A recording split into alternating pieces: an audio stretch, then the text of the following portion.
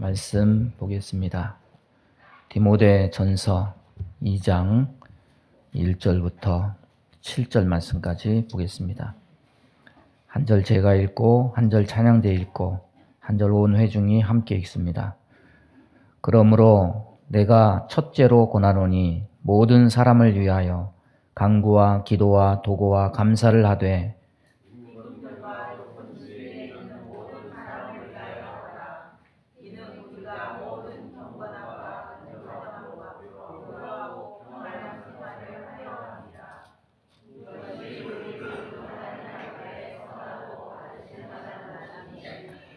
하나님은 모든 사람이 구원을 받으며 진리를 아는 데에 이르기를 원하시느니라.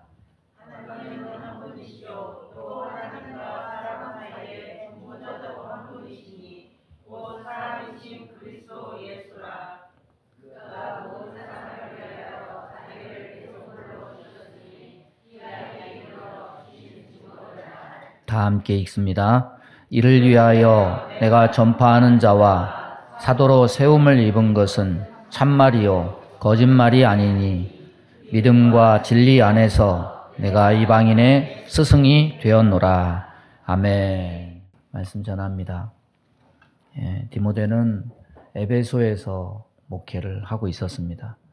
그런데 사람 모이는 곳에는 항상 문제가 있습니다. 이 거짓 교사들이 침투를 해서 잘못된 가르침을 가르치고 있었습니다.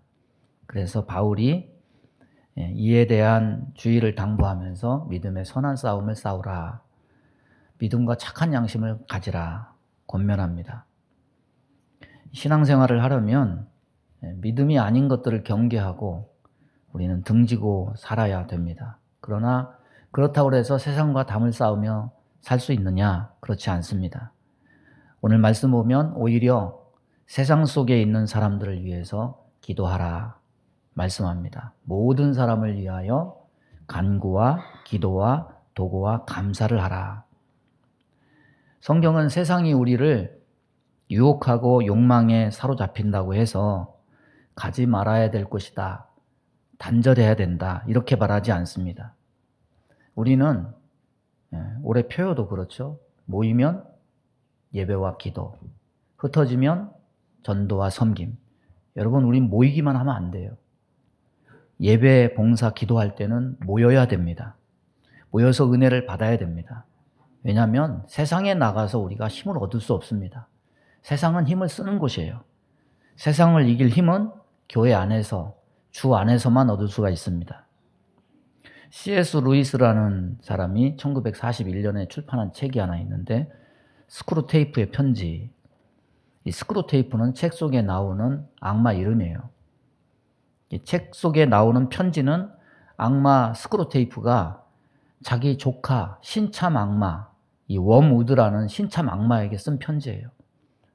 그 편지 속에는 뭐가 들었냐면은 어떻게 사람들을 타락하게 해서 예수님께 멀어지게 할 것인가, 이것에 대한 노하우를 조카 웜우드 신참 악마에게 가르치는 거예요. 그런데 이 편지 중에 네 번째 편지에 악마 스크루테이프가 조카 악마 웜우드에게 기도에 대해서 뭐라고 얘기하냐면 이렇게 얘기합니다. 그들이 예수에게로 갈 때마다 우리는 패배하는 것이지만 그 패배를 막을 수 있는 방법이 있다. 그것은 뭐냐면 그들의 시선을 예수에게로부터 자기 자신에게 향하게 하는 것이다. 그들이 예수에게 멀어지게 하고 지속적으로 자기 자신에게 관심을 두게 하고 자기가 원하는 것들에 집중하게 하면 저들은 자연히 예수에게서 멀어질 것이다. 여러분, 기도는 뭡니까? 내 욕망을 이루는 것, 내 소원을 들어주는 것, 내 필요를 채우기 위한 수단, 이게 아니죠. 기도는 하나님께 시선을 두는 겁니다. 하나님의 뜻을 이루는 삶을 살아가기 위해서 하나님께 기도하는 거예요. 이게 가장 근본적인 목적입니다. 필요를 위해서 구하는 것은 덤이에요. 먼저 그의 나라와 그의 의를 구하라. 그리하면 이 모든 것을 너희에게 더하시리라. 하나님은 덤으로 주신다고 말하고 있지 그것을 우선순위라고 말하고 있지 않습니다. 그런데 사탄은 기도하는 자들로 하여금 하나님이 아니라 이걸 바꿔가지고 자기 자신에게만 집중하게 해서 기도의 본질적 목적이 왜곡되도록, 그래서 바른 기도가 이루어지지 못하도록 그렇게 한다는 겁니다. 여러분, 하나님이 기도를 통해서 우리에게 은혜를 주시고 때로는 재물을 주시고 힘을 주시는 것은 나만을 위해서 쓰라고 하신 것이 아닙니다. 교회 안에서만 쓰는 것이 아니고, 나만을 위해 쓰는 것이 아니고, 내가 교회 밖에 나가서 흩어진 곳에서 써야 되는 겁니다. 그래서 우리가 은혜 받고 돌아가는 우리의 삶의 현장은 어떤 곳이냐? 받은 은혜를 가지고 힘을 쓰는 곳이에요. 세상은 말씀대로 사는 삶을 살아내는 현장입니다. 성경이 믿는 자가 세상 속에서 사는 것을 긍정하는 것은 아무렇게나 욕망이나 육신에 휘둘리면서 타협하며 살아야 되는 것을 용납하는 것이 아닙니다. 세상은 은혜 받은 것을 적용하는 현장이다. 들은 말씀을 적용해서 살아내는 현장이다. 이것을 성경은 얘기하는 겁니다. 여러분, 예수 처음 믿을 때는 믿음이 연약하니까 자기 중심적입니다. 나를 위해서, 나의 필요를 위해서 그렇게 될 수밖에 없어요. 야곱도 그랬어요. 그런데 신앙의 철이 들면 서서히 예수님의 뜻이 무엇이고 하나님의 뜻이 무엇인지를 깨닫게 되면 이제 그제서야 눈이 떠지죠. 자기 주변에 있는 사람들도 생각하고 교회도 생각하고 내가 예수 믿는 자로서 어떻게 세상 속에서 살아가야 될지 이런 것을 생각하게 됩니다. 꽃은 반드시 향기가 나요. 그런 것처럼 예수 믿는 사람도 그 사람이 있는 곳에 아름다운 향기가 나게 돼 있습니다. 그래서 이것을 우리가 선한 영향력을 끼친다 이렇게 얘기했더니 세상 사람들이 오히려 뭔 뜻인지도 모르고 선한 영향력 그 얘기를 해요. 여러분, 우리가 죄 많은 세속 속에 들어가 살라고 하는 이유는 바로 이런 이유 때문이에요. 세속과 차단을 성경이 말하지 않아요. 유혹과 욕망을 차단하되 오히려 세속에 들어가서 내가 가진 영향력과 힘으로 작은 역할을 발휘하는 것이 주님이 우리에게 주신 뜻입니다. 그래서 오늘 3절은 이것을 뭐라고 얘기하고 있느냐? 이것이 하나님 앞에 선하고 받으실 만한 것이 된다. 이렇게 말하고 있습니다. 요 몇 주 우리는 국정을 책임지는 자리는 대통령 자리 한 자리지만은 그 자리가 흔들리는 결과가 어떤 것인지 우리는 눈으로 보고 있습니다. 저도 여러분도 이 대한민국 땅에 사는 국민의 한 사람이니까 이 어지럽고 혼란스러운 전국을 염려스러운 눈으로 불안한 마음으로 바라보게 되는 것은 아마 같은 마음일 겁니다. 여러분, 이런 사태가 없었다고 해도 그냥 평안히 이런 사태 없이 그냥 여기까지 흘러왔다 해도 나라의 짐도 무겁고 삶의 짐도 척박해요. 국민들은 생계 문제가 달려있고 나라는 경제, 외교 쉽지 않아요. 그걸 해결하려면 많은 문제들이 있는데 이런 국가의 내부적인 일이 문제가 딱 생기니까 나라가 분열이 되고 국민 총력이 낭비되고 해결해야 될 나라의 현안들이 정체되고 이게 얼마나 소모적인 일이고 미래를 향해 가는 길이 덫이 되고 있나 이런 걸 생각하니까 마음이 무겁고 답답합니다. 우리가 이런 일 보면서 가만히 있을 수 없습니다. 이 나라에 산다는 것은 같은 운명 공동체라는 말입니다. 나라가 평안해야 교회도 가정도 평안할 수 있으니 함께 더불어가는 이 세상 속에 어려움이 있을 때 우리가 해야 될 일은 나라와 민족을 위해서 기도하는 일입니다. 지금까지 수많은 위기 속에 이 나라는 역경을 헤쳐왔습니다.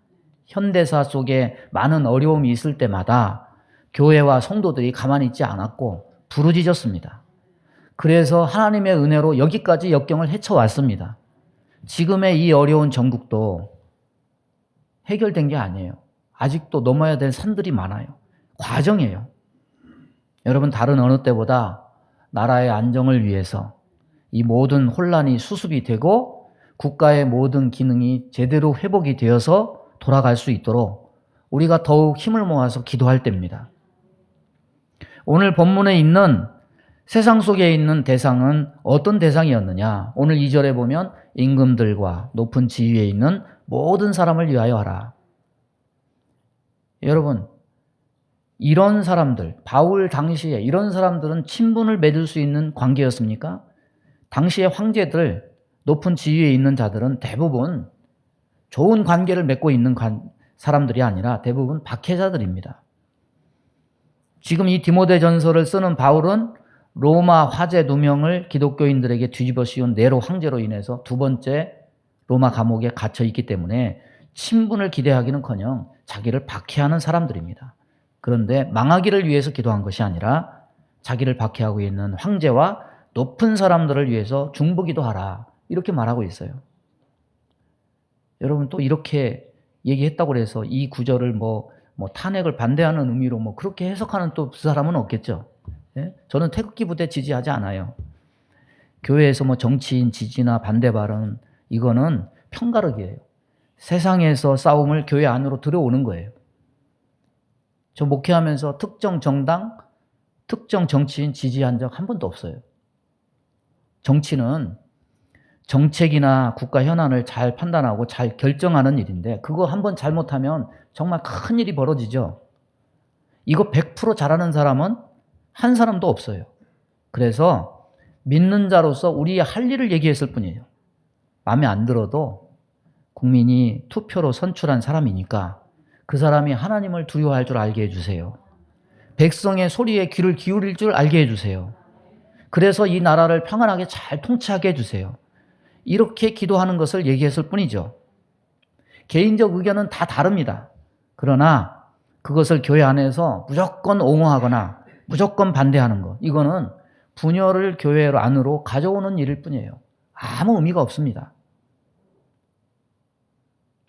여러분, 나라가 있어야 교회도 있고 가정도 있고 나도 있고 위정자들이 정치를 잘해야 우리도 예수를 잘 믿을 수 있고, 그러니 나라를 위해서 기도해야 된다. 이 구절을 오늘날 우리가 적용하자면 이런 해석일 뿐입니다.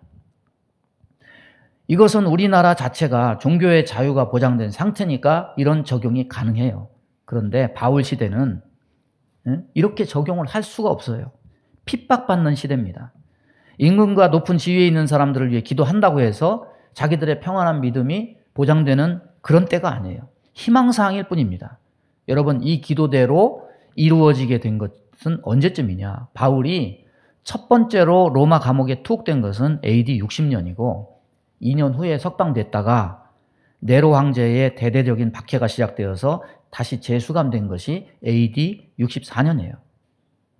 자, 이때로부터 기독교를 믿는 것에 대해서 박해가 완전히 종료되는 시점은 언제냐? 250년이 지난 콘스탄티누스가 기독교 공인을 발표한 그런 까마득한 시점입니다. 따라서 나라가 있어야 교회도 있고 가정도 있고 나도 있다. 위정자들이 정치를 잘해야 우리가 예수를 잘 믿을 수 있다. 그러니 나라를 위해서 기도해야 된다. 이런 우리가 기도하는 것과 비슷한 정서를 가지고 얘기하는 것은 이로부터 250년이 지난 후 기독교를 믿는 일에 황제들이 앞장서는 시대 때 믿는 사람들에나 가능한 얘기예요. 이때는 어느 때냐? 기독교 박해가 시작되는 최초의 시점입니다. 네로 황제 박해로부터 250년간 기독교가 박해당합니다. 10번의 대박해를 통해서 로마의 처참하게 순교의 피가 뿌려집니다. 그런데 이 상황에서도 그리스도인들은 모여서 예배 드릴 때마다 로마 황제를 위해서, 위정자들을 위해서 간절히 기도했습니다. 여러분, 네로 황제 아시죠? 역사상 가장 잔혹한 박해자입니다. 베드로도 네로 박해 때 순교했습니다. 베드로전서 2장 17절 보면 하나님을 두려워하며 왕을 공경하라, 이렇게 말씀해요. 당시 자기들을 그토록 혹독하게 박해했던 황제, 그리고 그 박해로부터 순교당했던 황제, 그를 그렇게 대우하라 가르치고 있습니다. 예배 때마다 그를 위해 기도합니다. 초대교회 교부에 터툴리안이라는 사람이 있습니다. 그는 당시 책에서 황제를 위해서 안정된 통치와 가정의 평안과 충실한 신하와 의로운 백성과 세계 평화를 위해서 기도했다, 이렇게 쓰고 있습니다. 그런데 터툴리안 당시도 박해가 있던 상황이에요. 그럼에도 불구하고 그들은 원수를 사랑하라는 주님의 말씀, 임금들과 높은 지위에 있는 모든 사람을 위하여 기도하라는 이 중보기도 명령에 철저히 순종했습니다. 이 기도의 명령은 좋은 왕을 위해서 축복하고 나쁜 왕을 위해서 저주하라, 이런 차원이 아니라 그것과 상관없이 나라와 민족과 백성의 지도자를 위해 기도하는 일에 순수하게 순종했다는 거예요. 그럼 왜 우리가 중보기도를 해야 되느냐? 오늘 본문에서 그 답을 찾을 수가 있습니다. 2절에 보면 우리가 모든 경건과 단정한 중에 고요하고 평안한 생활을 하려 함이니라, 이렇게 말씀합니다. 우리는 지금 이 누리는 평안 속에서 신앙생활을 염두에 두고서 이 말씀을 하지만은, 그때의 사람들은 지금은 핍박받지만 앞으로 이렇게 될 것이라는 소망을 담아서 중보기도를 했습니다. 자꾸 임금들과 높은 위정자들을 위해서 기도하다 보면 하나님의 나라가 확장이 되어서 교회가 더 이상 박해중에 있지 않게 될 것이라는 소망을 품고 기도했습니다. 실제로 그랬습니다. 무려 250년 동안 박해하는 사람들을 위해서 끊임없이 기도했습니다. 박해를 피해서 지하교회를 이루고 예배 드리면서도 그 박해자들을 위해서 기도했습니다.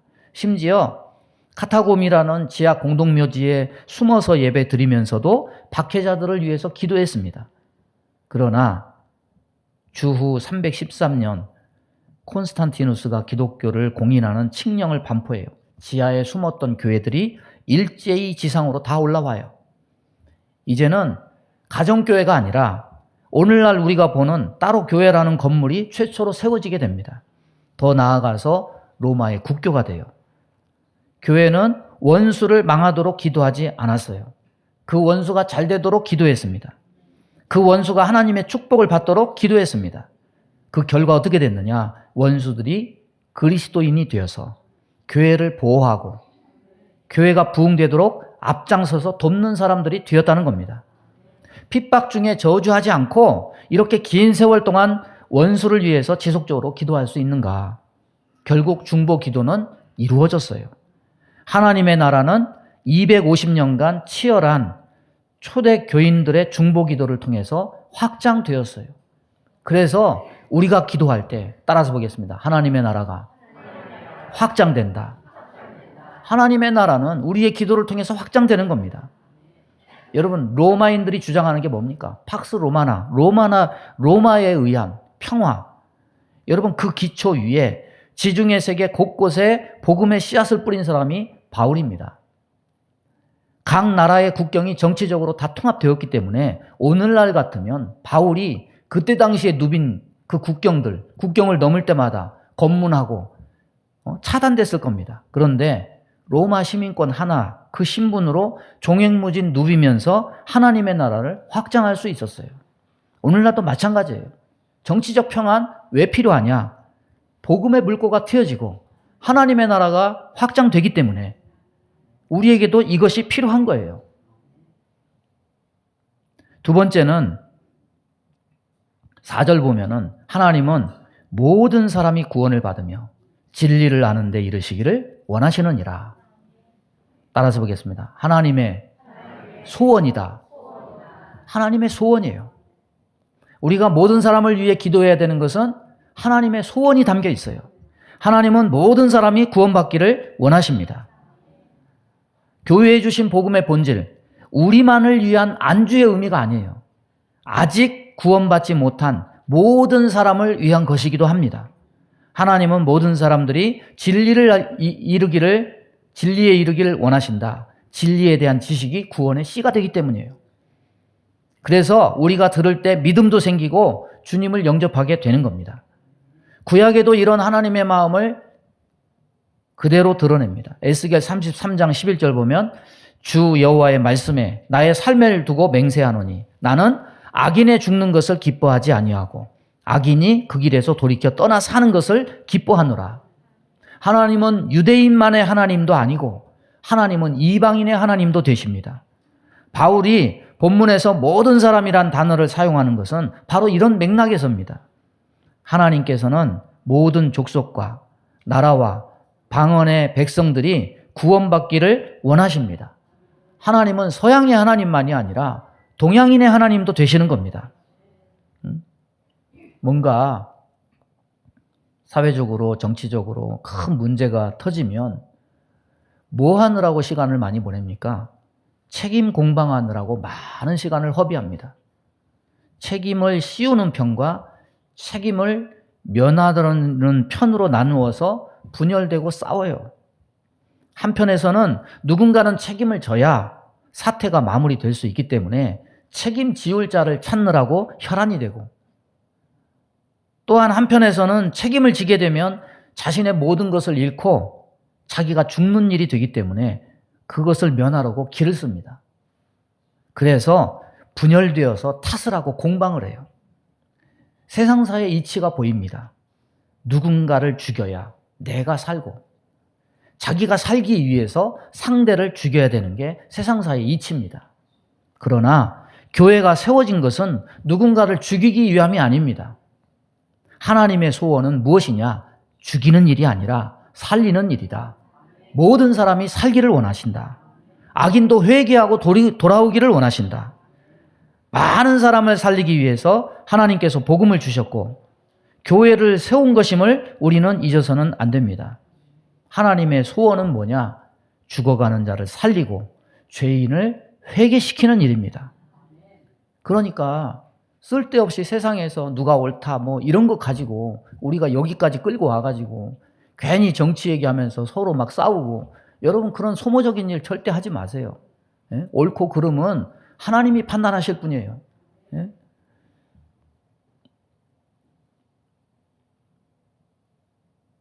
오늘 5절 말씀에 하나님은 한 분이시요 또 하나님과 사람 사이의 중보자도 한 분이시니 곧 사람이신 그리스도 예수라. 그가 모든 사람을 위하여 자기를 대속물로 주셨으니 기약이 이르러 주신 증거니라. 하나님이 그리스도를 왜 보내셨느냐? 이 일을 위해서 보내셨다. 우리가 중보기도 한다고 해서 우리가 결정적인 역할을 하는 것이 아닙니다. 중보자의 원천적인 역할은 누가 하느냐? 우리가 하는 것이 아니고 사람을 위해 기도하는 사람이 아니라 예수 그리스도시다. 예수 그리스도가 사람과 사람 사이에 화평이 되신다. 구원자로서의 역할도 예수고 중보자로서의 역할도 예수님이시다. 예수님의 역할은 뭡니까? 구원한 백성을 한 피 바다 한 몸 이룬 형제요 자매로 만드는 일입니다. 하나님의 소원을 누가 이루시느냐? 예수님이 이루신다. 예수님은 민족과 민족의 장벽 모든 것을 다 허물어 버리십니다. 헬라인과 유대인의 차별을 다 없애십니다. 유대인과 사마리아의 철천지 원수처럼 하나 될 수 없는 사람인 것도 십자가로 하나가 되게 하십니다. 그래서 하나님은 모든 사람이 구원을 얻기를 바라시지만은 세상에 다른 이름을 가지고 거기에 화평을 이룰 수 있는 것이 없어요. 오직 예수 이름으로 화평을 이룰 수가 있는 겁니다. 말씀을 정리합니다. 여러분, 우리가 독재자가 다스리는 나라에 산다고 상상을 해보십시오. 그러면 우리가 모든 사람을 위해서 기도하고 특별히 임금들과 높은 지위에 있는 사람들을 위해 기도하는 것보다 사람들을 위해 기도하는 것을 보다 현실적으로 생각할 수 있을 겁니다. 만약에 우리가 김정은 통치하에 살면서 믿음을 지켜야 된다면 어떨까요? 언제든지 보위부에서 와가지고 쥐도새도 모르게 잡아갈 수 있다고 한다면은 그런 상황에서 우리는 어떤 기도를 할까요? 여러분, 우크라이나 선교사님 우리 교회 왔다 갔죠. 우크라이나에 있는 그 멜리토폴 교회, 러시아에 넘어갔어요. 거기서 자기들끼리 예배 드리다가 교회를 뺏겼어요. 이 사람들 스마트폰으로 자기들끼리 연결해가지고 그러면서 겨우 신앙을 이어가요. 지금 거기 키이우로 도망간 지금 성도들도 있지만 멜리토폴에 남아있는 성도들 얼마나 척박한 상황 속에서 예배를 드립니까? 여러분, 정치 지도자가 좋아서 기도하는 게 아니고 나라의 안정을 위해서, 정치의 안정을 위해서 기도할 수밖에 없는 거예요. 평안한 생활을 할 수 있도록 간절히 기도하게 되는 거예요. 우리는 독재 치하에 살고 있는 것도 아니고 남의 나라의 땅을 뺏긴 형편도 아니지만은 나라가 흔들리고 있는 지금 우리 또한 나라의 평안을 위해서 기도해야만 됩니다. 복음을 위해서, 모든 사람을 위해서 기도해야만 됩니다. 그런 면에서 세상의 평화를 위한 기도는 이기적인 것이 아니라 이타적인 것이 되는 거예요.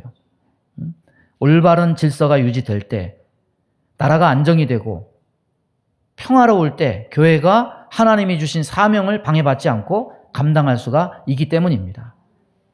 세상은 갈수록 악해지고 가고 성경이 말씀하는 진리에서 멀어집니다.